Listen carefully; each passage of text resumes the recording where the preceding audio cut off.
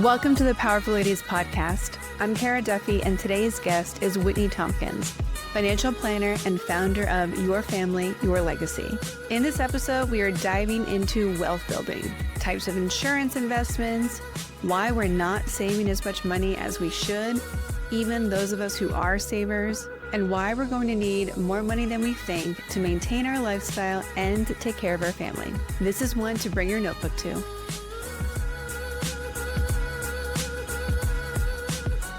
Welcome to the Powerful Ladies podcast. Thank you. Thank you for having me. Let's begin by telling everyone your name, where you are in the world, and what you're up to. Okay, so my name is Whitney Thompkins. I'm in Michigan. I am a mom, a wife, also a business owner.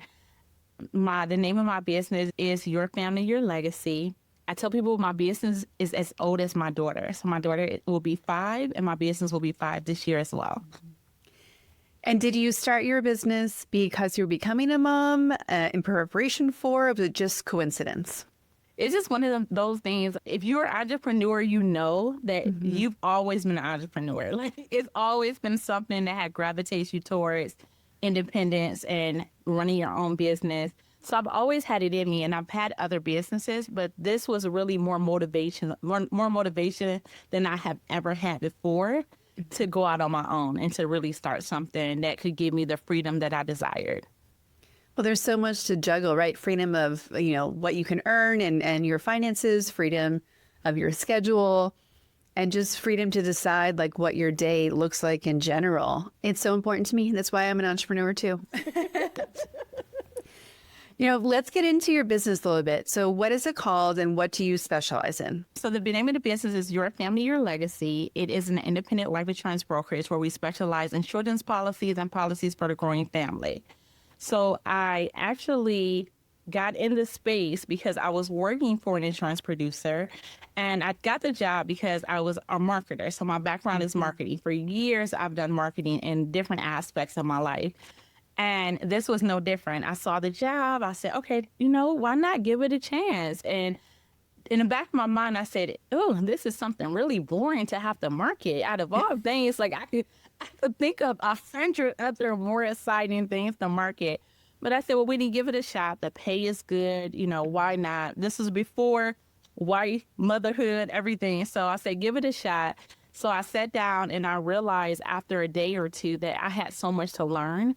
It was so much information that wasn't taught at my kitchen table. A lot of the things that we assume people know because they should know because you know it doesn't mean that they know it. Just because, that was a big conversation piece around your family doesn't mean it was for someone else. And that was me. It wasn't a big conversation that we were having. So I realized, wow, this is something that not only am I learning a lot about it, but there's a lot of people who are like me who never have been introduced to insurance or finances in this space at all. And they want to do what's best. They have the means to do what's best. They have the resources, but they just don't have the information. Well, and I think that's what is such a missing when we're talking today about what is privilege and what does it look like? And with the growing wealth gap, how can we get out of these cycles where more of the population in the U.S. in particular understands how money works, how the financial system works? Like the people who have, it's not like the families who have this legacy wealth did something truly extraordinary to make it happen. It's that they knew the right steps to take when they had extra money to do something with, and they did those things that would build money on their own and become assets in a completely different way. And so as part of what I was excited to talk to you about today, because I think that there's such a lack of understanding in every state, across all demographics. And today, women in particular are looking for ways to make sure that not only are they going to be okay in their own retirement, but that their families are going to be in a different position than they were or where they've started from. How has knowing this information changed your own life? It has changed everything, just even from perspective, and it's such a blessing because for me, I feel like not only has it affected the way I think about money and the way that I present myself, but I can see my mom now having a different thought pattern and the people that's around me having different conversations. So I think for me, it was a couple of things that you mentioned, and you talk about like one thing you mentioned was the next generation having it a little better than this generation. And that's that's trending, right? Generational wealth is trending, but no one really talks about what that looks like. Yeah. You know, we talk about it and we know we want to leave generational wealth, but even from us both being entrepreneurs, something that I'm really being intentional about and I'm thinking about now is, what does this look like for my successor? What does this business look like for me passing it on? And I recently had a conversation with another client that her dad has like a direct care facility, 25 patients, this huge, they own the building, they own the land, they own everything. And I was asking her, I said, well, what is the plan for when he's no longer here? And she was like, Whitney, you know what? We don't really talk about it. And I was like, and that's where we have that disconnect, because what if they don't want to take on the business? And you could sell the business and then that money can go back to the family and that can help them with whatever they want to do. But if you don't know that, if we don't have these conversations, and we assume because it was successful for us and it was such a blessing and it changed our lives, why wouldn't they want to do it? Like, why wouldn't you want to run this business? But they might have different plans in the future. So I think that sitting down and having conversations and really understanding that we're not going to live forever. That's the biggest thing, is we're not going to be here forever. So what can I have in place to ensure that when I'm no longer here, the next generation don't have to start over? They don't have to start from the bottom because I didn't have the tools in place or even give them the knowledge. We talked about generational wealth, but what about generational knowledge? You should be better off than me because I know something. I know something that my parents don't know. And I hope that you know something when you get my age, that you'll know something that I didn't know because you were able to start on my shoulders and not where I started from.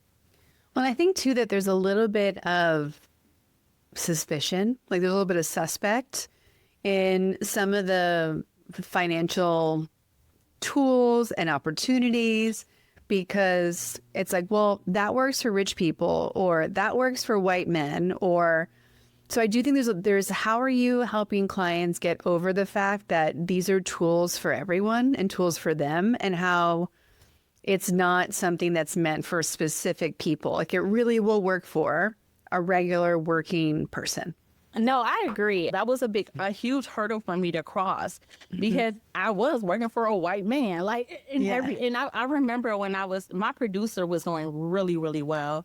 And I remember going to these events and it was like the top 100 producers in the United States. And I would go and sit in a room and literally they all look like him. Like they all look like him. Everyone that was succeeding in the space. And now here I am talking about I want to enter this space. Like, girl, like they don't look like you at all. And so I think that's the beauty in what I'm able to do, because one, I tell people all the time, I was in a space, they didn't know what I was going to be doing. So I was in a space to support their business. So I was able to hear information and get the knowledge without someone actually having to teach it to me. So maybe if I would have came in a space and said, okay, I want to be a producer, I want to work in a space, they would have just gave me a limited scope of it, because it's like, well, you're a woman, so you only can talk to women, or you only can do this, or you only can do that. But I didn't come in a scope to be competition or even to sell. I came in it to support them. So let's teach her everything, because we need her to be able to market it, and we need her to know all the tools and all the ways that it works. So when I started my own business, I'm like, hey, I'm just like you. I didn't think about legacy. My first life insurance policy I purchased, I was 24 years old. It was $100,000 term. And that's most people go to. And it's funny because now when I talk to young women who are in their 20s and they don't have any children, they're not married, I tell them, like, don't buy a term. Buy a full life policy. So guess what? If you don't have children, you could take a trip around the world. Like, this was a mistake because I didn't have someone to sit down and educate me on how these policies work. Term policies are for temporary commitments. children, mortgages. You don't have a temporary commitment. You're only responsible for yourself. So have a policy that if you don't have someone that you want to leave it to, that you can at least enjoy some of it. Well, and I'm someone who has both. I have a term and I have a permanent insurance, and they're being used for two totally different purposes. Yes. Yeah. But I do think it's something that people, there's such a gap, I think, as well. People are in struggle bus every day to make sure that we can just pay the bills, let alone enjoy life in some capacity. And I do think there's a pull, and human nature says we never think much. We don't think in long-term planning. And we have opportunities to, I think, shift the narrative around what it means to invest in yourself, maybe first, and then your family second, because I'm worried about when millennials start retiring. We moved into a lot of either entrepreneurial or gig economy type things. There's a lot less people have 401ks because they're not working in a corporate environment. And I don't know that people are realizing how much money they're going to need just to maintain what they might think is like a cheap and like low level life. Millennials are not retiring. Yeah, seriously. I just had this conversation. They're not retiring because they have, like, exactly what you said. We would rather work 5 part-time jobs than work one job to get 401k. Like, it's just not. We're not retiring. Well, that's so much risk, right? Like, I don't think people realize how expensive it is to be old. I agree. It's so funny because I feel like there's going to be it's just constantly being a shift. You think about the baby boomers, and they were the generation that really set themselves up because they were they had decent jobs. They were able to get homes for cheap. They had all these things that were going for them. Now they're retiring. And to be honest, the insurance company I worked for, we service the baby boomers. And I'm telling you, these are, firemen, teachers, electricians that have millions and millions of dollars put to the side for retirement because they just, that's what they did. They worked. They did the overtime. They were committed to their jobs. They stayed with the same company for a long period of time. Like their mindset was different. And I feel with the millennials and me speaking as one and my friends, I feel like our mindsets are more like family structured. Like we're more centered around like being present and how do I make sure that I don't like lose my mind in the midst of trying to operate in day to day. Their mindset was like, I'll work and I'll retire and then I'll relax. We no, we want to relax now while we're working. So I think retirement is going to look different. I feel like retirement will still look very much like working, but because our working was done in a way that we controlled, our retirement will too. Now, is that going to shape the next generation? Absolutely. The next generation will not do what we did because they're going to say, my mom never stopped working. My mom never stopped working. So what I'll say is I feel like for a millennial, what's important to us, family, work-life balance, self-care, making sure we're in a good mental capacity, all these things are important to us. And when we think about from a financial standpoint, what protects those things? So, instead of saying, well, let's make sure we're good for retirement, if that's not what you're thinking about or what you care about, you're not going to want to put, $500 to the side every month in your 401k, or you're not going to want to buy the insurance policy because the value proposition isn't what you value. Yeah. Now, and I know because we've seen people in the space where how important retirement is, but if that's not what's valuable to you, it's not going to work. But what is valuable is making sure your children are okay, making sure you're okay, making sure even I talk to women all the time. Most of my clients are women who are they have spouse, and a lot of them are going through that divorce process once they become clients, and then within a few years, they're going through that divorce process. And they're like, whoa, now I'm doing this on my own. I trusted him to have all this stuff in order, and it's not in order. Yeah. You know, so I think that that's why, like, having the empowerment to be able to get the information. I tell this story. My friend, her husband, he is the director of sales for a really great company, does really well. They have a beautiful home. Everything is like picture perfect.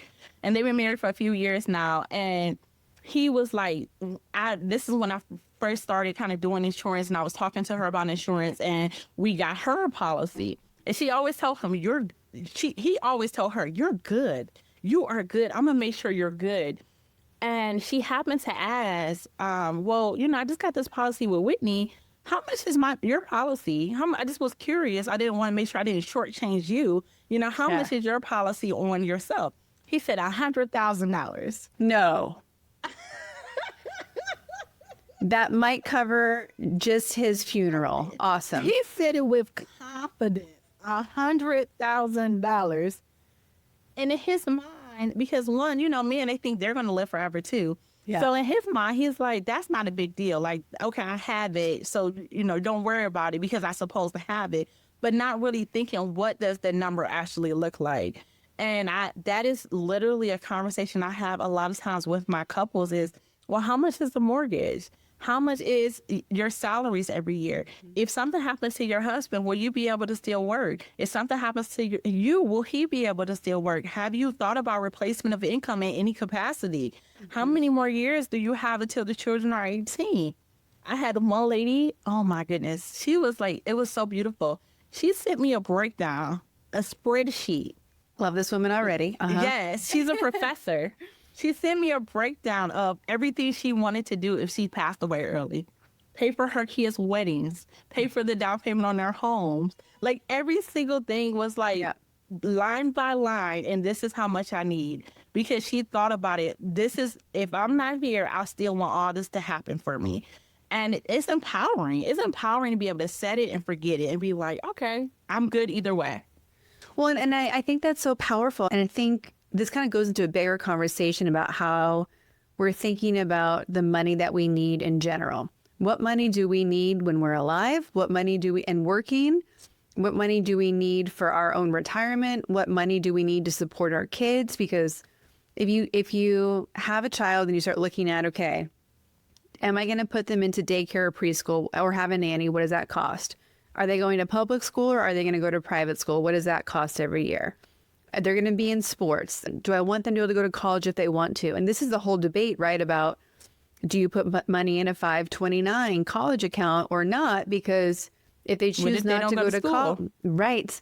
What do you do with it? And then it's really back and forth about like where, because you want your kids to have this money, but like where can it go?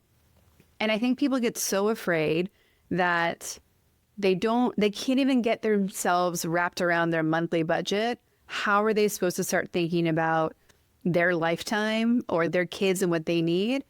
So I love that this woman did a spreadsheet, because I'm such a believer that if we write it down and do the math and like just know what the numbers are, that's where we get our power back. Because when we live in a space of we don't know what it is, so we're ignoring hypotheticals.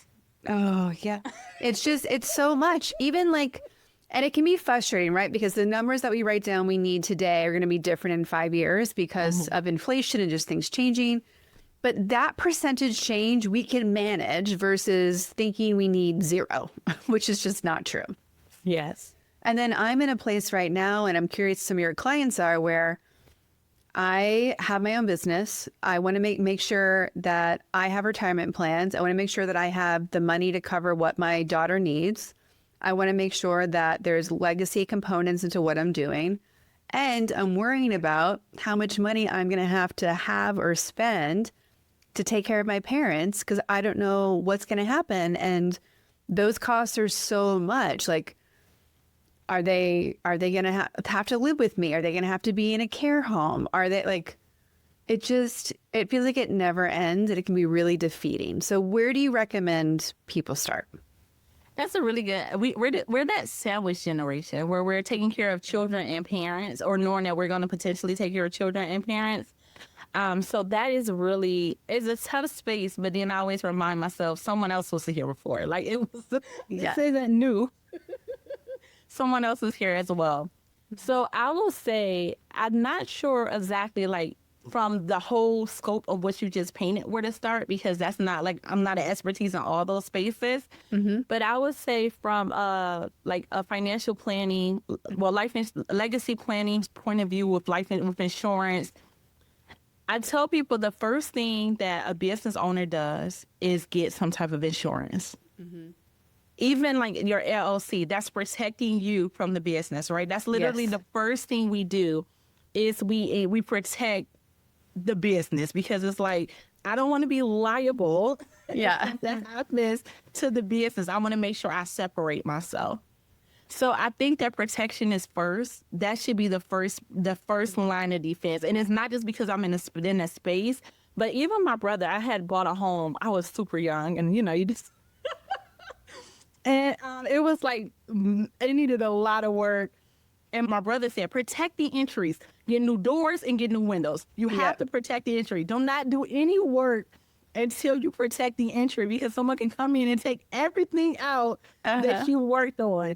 And that's how I look at legacy planning from an insurance point of view. Like, that is the first line of defense, because someone could literally, if something happens to you or something, or you get sick, you become disabled, anything could happen. It could wipe out everything that you saved for. And we see that with a lot of, I had a friend who recently had to deal with some things with her grandma and trying to get like assistance with like Medicaid, and grandma made too much money for it, but not enough for support. So it's like one of them things where it's like, okay, well, we have to use her funds so she can get support. And that's so, like, it's horrible to see everything that someone has worked for and saved for to have to be spent just to get assistance. So I think that protection is key. And I'm going to say it first, like, obviously making sure you have protection when it comes to life insurance. And even now, a lot of my clients are getting policies on their parents. Because you have parents who go into the hospital and they get sick and they forget to make a payment. Or they thought they had something and it wasn't, because insurance changes and they didn't know in the midst of a buyout, they didn't make a payment, and they haven't had it for 30 plus years. And that's going to fall on you.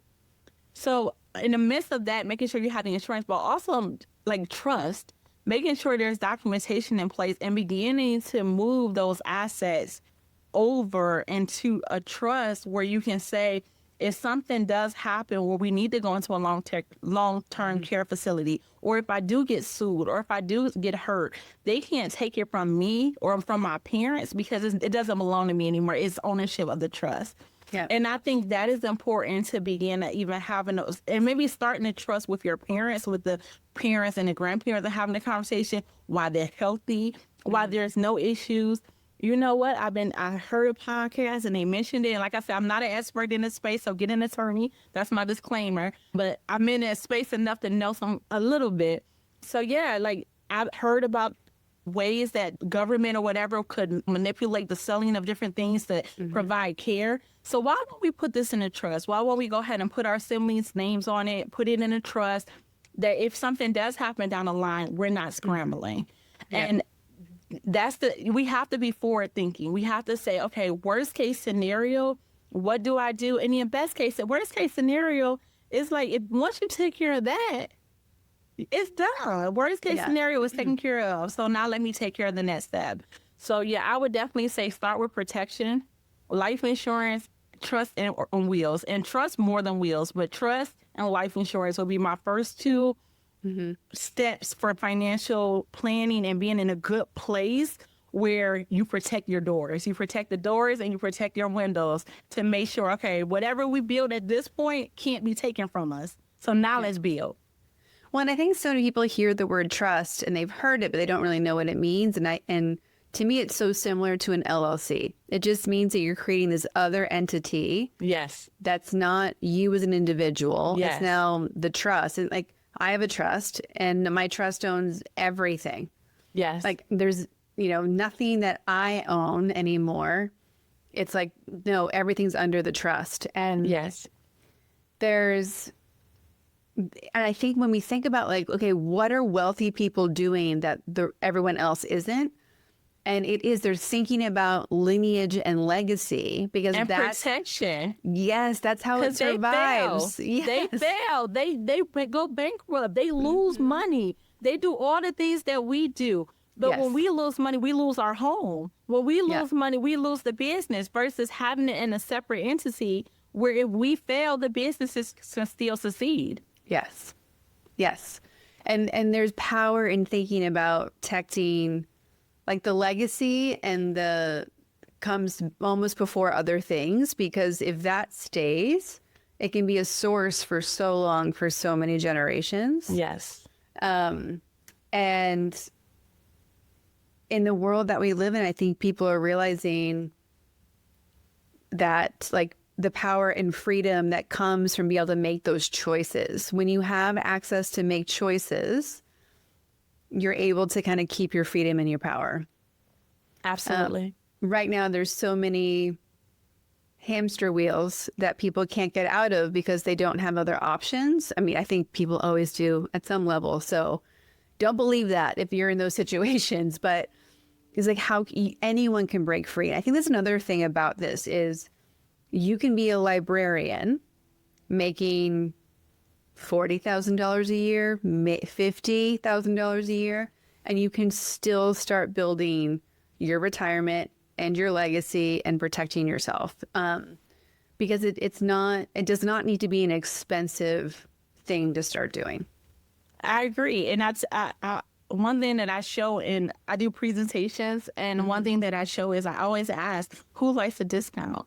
You know, everyone wants a discount, and I show the difference between if someone purchased a policy at 5 versus 50, how much they have paid for their policy versus how much that the 5-year-old will pay for their ultimate, the same exact amount of death benefit, how much they will pay for it. And I'm like, right there, you close such a huge wealth gap just in one generation because you locked it in early and you put it on the child and you bought the right policy early. I tell people, I'm not trying to convince you that insurance is important. I don't want to have to convince you that you should protect your family. The people that I talk to are the people that's already a priority, but they're curious, did I do it right? Did I pick the right policy? Did I do the right thing? Did I talk to the right person? And that's my client. That's the person that I sit down with and say, you know what, you did do the right thing. Kudos, keep it up, great. Or, oh no, I see some issues that won't come up until you 60. So I'm glad that we're finding this out at 35 or 40 versus waiting to 60, and then you find out what you thought you bought wasn't what you bought. So yeah. You know, and I think that I'm also such a big believer in people having trust. A friend of mine passed away unexpectedly, and she did not have a will. And it just, you forget like what a mess it leaves. And here in the state of California, like many states, everything then has to go to probate court, which is where a judge decides who gets all your stuff. And your creditors can get it. They go first. The creditors get the money first. So any debt you owe, it goes to them first and then to your family. Well, and if you own a business in this state, you should have a trust because you also need the business protected. Like you want to keep everything out of probate court is ultimately the goal. And it also means that your wishes get upheld. And for what it costs to set it up is so worth the long-term tax benefits, protections, all of the things. So if you don't have a trust or will right now, please handle it. If you know me personally, message me because I'll give you some great options. But it's important to do these adult things. And we live in a time when things feel out of our control. These are things we can do to bring more peace of mind into the chaos that we're living through. And I like making a checklist. Okay, so how can I get this done before the holidays? Yeah. How can I get it done as soon as possible? Like, it can be a lot to do and there can be some back and forth, but you don't need to be married to have a trust or a will. You don't need to have kids. You don't need to have a business. Or a lot of money. There you go. Exactly. Yeah. Yeah. Long as you have an asset or something that will be then given to someone, even if you start off and it's really just the life insurance, because like that's the life insurance can be the beneficiary where it goes to the policy, it goes to the trust, and then the trust says what happens next versus that's a big thing with people with children.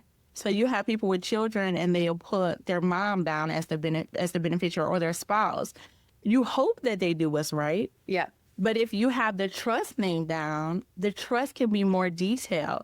This is how much they get every year. This is what can be given at when it's time for college. This can be given when they get married. You can be as detailed as you want when you have the documentation in place versus hoping that the person you listed does what's right. Yeah. And I think what's interesting is like you can pick anyone to be the executor of your trust. Absolutely. One of my clients asked me if I would be their executor. I'm like, well, hopefully I never need to do this for you. And sure, because I'll just follow what you wanted to do. Like, I understand this world. I understand what these terms are. Like, happy to be the moderator to make sure it goes the way you want it to. And even that person still has a legal backing to make sure they do it. That's what, like, you know, because it's one thing to just have a conversation and the person say, oh, yeah, I'll do it. But having a legal backing and say, no, they have to do it. Like, once they take on their role, they have to follow the directions. They can't say, well, she should have did this. Yeah. Well, and what's great to know, too, is that if you are the executor of a trust, some states it's automatic, others it's not, needs to be written in, but you can get paid for your time. Because managing someone's trust when they pass can be a full-time job. Yeah, absolutely. So you can get compensated for all the hours that you're putting in, and if you're having to drive places, et cetera, to handle stuff. So the burden, you'll get compensated for the burden of managing it should you be appointed to do so. Nice. So when you look at where people are at today, and what you wish they knew, like how would you recommend that they start getting their head around, okay, I need to start being an adult doing these things. How should we start the conversation? Are we having it with friends, spouse? Like, who are we talking to so we can know what matters to us to make choices of how much we need and don't need? One thing that works for me, and it might not work for everyone, but one thing that works for me is I sometimes look at my mom. And I look at her and I say, if from a financial standpoint, or just even, I do it in all aspects, but we're talking about finances right now. But I look at her and I say, what do I wish for her that she doesn't have? What do I wish that she had in order? What do I wish for my grandma that passed away? What do I wish for her? And I take my wishes for them and I put them on myself. Well, let me do those things now that have them in place, so that my daughter does not have to wish him for me, but I already had it in place. I had the money that I was able to travel. I wish my mom could travel and she had the funds where it was a lot more financial, where she had more financial freedom. I wish she was excited because she knew she had hundreds of thousands of dollars in a policy that we would be inheriting. I wish she had her home paid off. Like, those are wishes that I have for her that she doesn't have in place. So now I have to say, what do I set my life up to make sure that I can have that for myself, that my daughter doesn't have to wish it for me? Yeah, that's a great way to think about it, because it's so heartbreaking to see people struggle when they've worked so hard their whole lives and the sacrifices they keep making. Like, when you don't want people who are in their retirement ages that you love to have to sacrifice anymore. You want them to be thriving and doing all the things that they have the time to do that they maybe didn't have before. And I think that there's a lot of people don't understand, we have Social Security in this country, but it's real small. I was about to say for now. Yeah, well, that's true also. And then even looking at like what's covered in Medicare when you qualify because of your age and maybe your income, but like it's not a lot of money. And we joke about people on a fixed income. I'm like, almost everybody's on a fixed income. So I think people realize like how small it can be, and with inflation happening, et cetera, like I don't mean me scaring everybody who's listening. And we need to be saving a lot more money than we are and building up these long-term wealth building strategies to have peace of mind and to maintain the lives that we have now, let alone have better ones. And pay stuff off. Like, the whole ideal of I think it's very interesting when like a 60-year-old or 70-year-old buy a home. I'm like, oh, Yeah. this is when you're gonna buy the house. So like, one thing that I do too in my life insurance policies is I pay them off. So most of my clients, that will not be a bill in retirement, even in their permanent policy. So they might buy a permanent policy from me in their 30s, and by 60, 65, it's paid off. That's going to be a legacy for your children that you don't have to think about anymore. So as much as you can, try to pay stuff off that's you have less bills going into retirement. So the money that you do have come in can be for enjoyment and not for necessities. And so things that people would want to pay off would be that permanent life insurance. Absolutely. It would be ideally Mortgage. their mortgage. Absolutely. What else are you seeing Cars. people? Cars. Mhm. Yep, cars pay off. Making sure that you're not still in the process of trying to build retirement. So making sure that retirement piece, whatever that number is in your head that you want to have by retirement, is met at that point. So almost look at it as like you're paying it off. Like, okay, how much more do I need? Okay, let me pay that off. So by the time I get in retirement, that's one less bill. Even when you talk about, you mentioned like the 529 plans and things like that. So if it's important for you to pay for your grandchildren's education and things like that, you can prepay. So just trying to pay as much things off while you're in income growing years, where you're making income. So then when you go into retirement, you don't have so much that you have to take care of. Some bills are going to be there forever, Yeah. lights, gas, water, Yeah. healthcare. All of those bills aren't going anywhere. But if you can minimize it, do it, because it'll be your future self will thank you. Well, I think that's honestly something to look at no matter how old you are. Like, how can you play the game that bills are paid in full? And I think that there's a lot of even the idea of a 30-year mortgage, we've come to be convinced that that's like how you buy a house. That is, yeah. You don't have to. You can pay cash. You can do it in 15 years. You can do it in 5. I have a friend who has a very successful law firm, and they were able to buy their dream home. And now they're like, and now I'm paying it off in 10 years. That's the game we're playing. And I'm like, okay, go.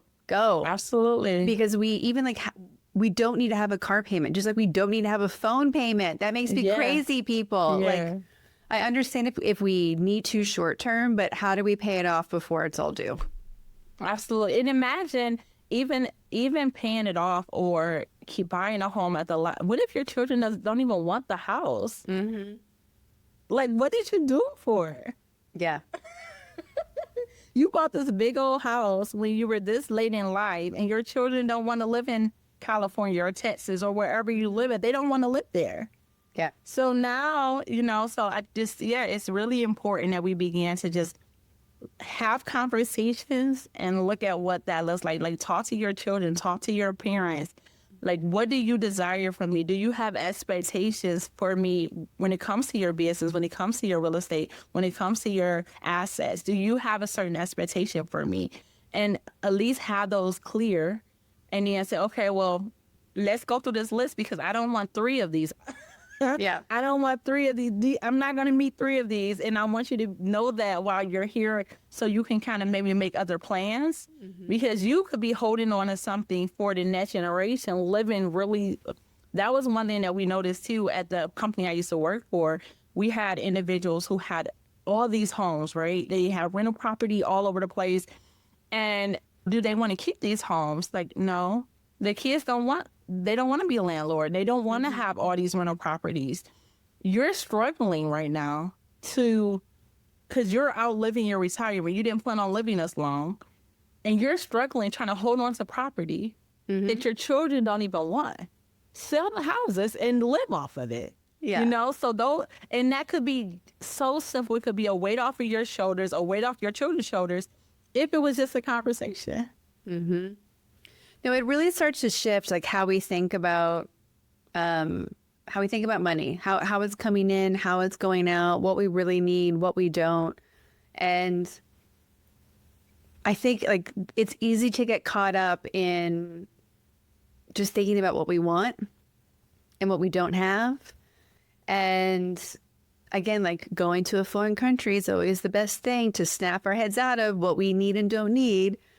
Because there's even just the capitalistic cycle in the U.S. is like so different than in other places.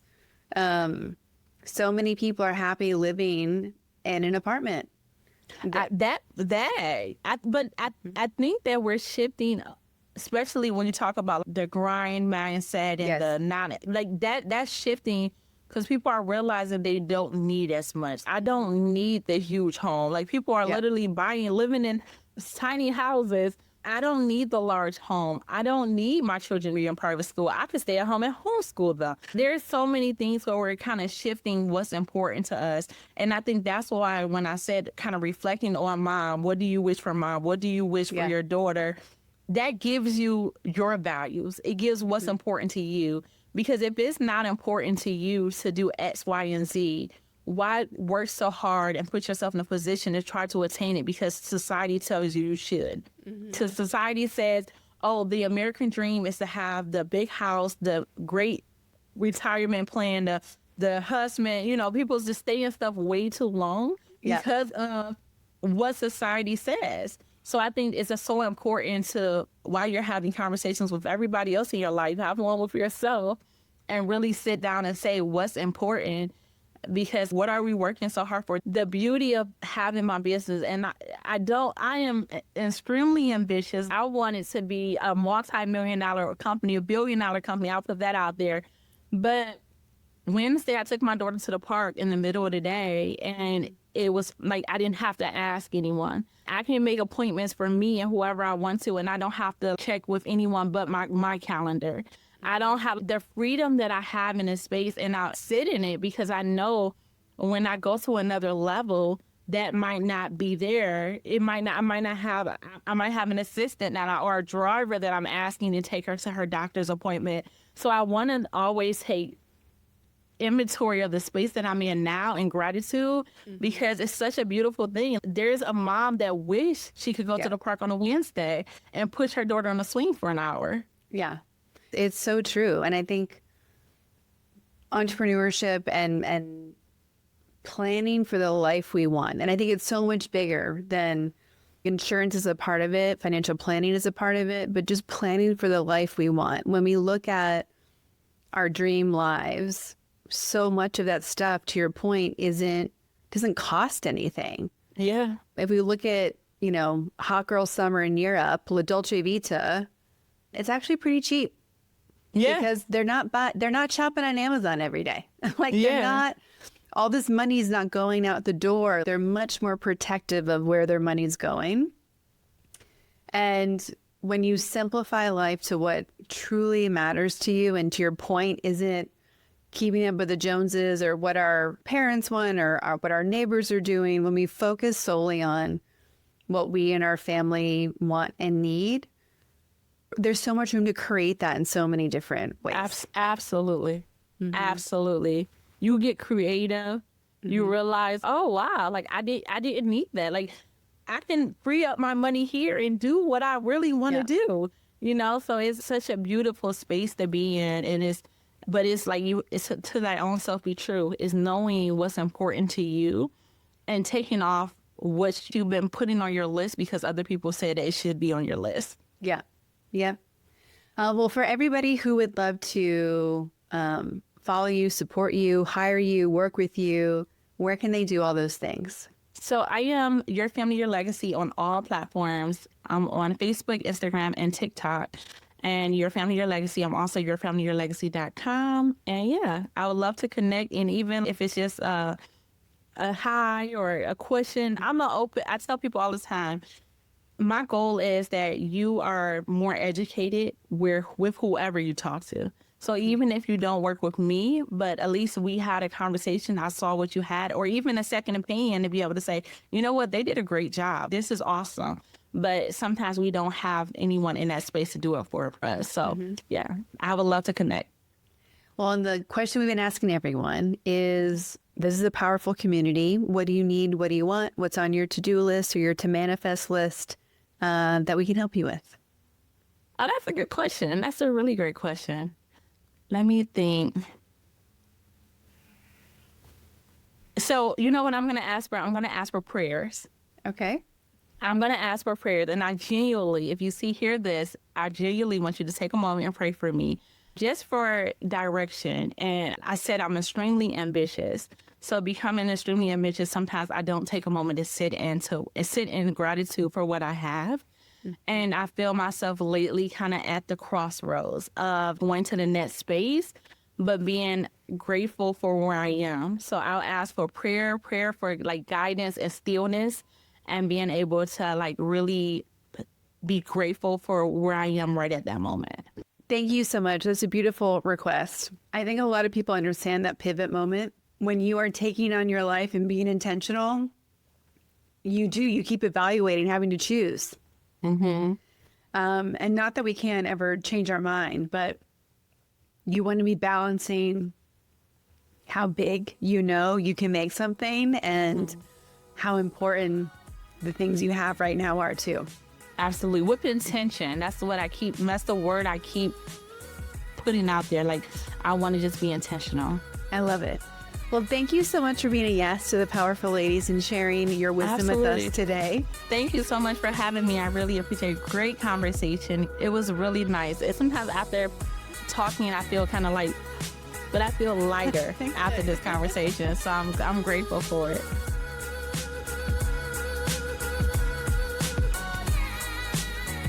Thanks for listening to the Powerful Ladies podcast. If you enjoyed this conversation, please subscribe, leave us a review, or share it with a friend. Head to thepowerfulladies.com where you can find all the links to connect with today's guest, show notes, discover episodes, enjoy bonus content, and more. We'll be back next week with a brand new episode and new amazing guest. Make sure you're following us on Instagram or Substack @PowerfulLadies to get the first preview of next week's episode. You can find me and all my socials at karaduffy.com. Until then, I hope you're taking on being powerful in your life. Go be awesome and up to something you love.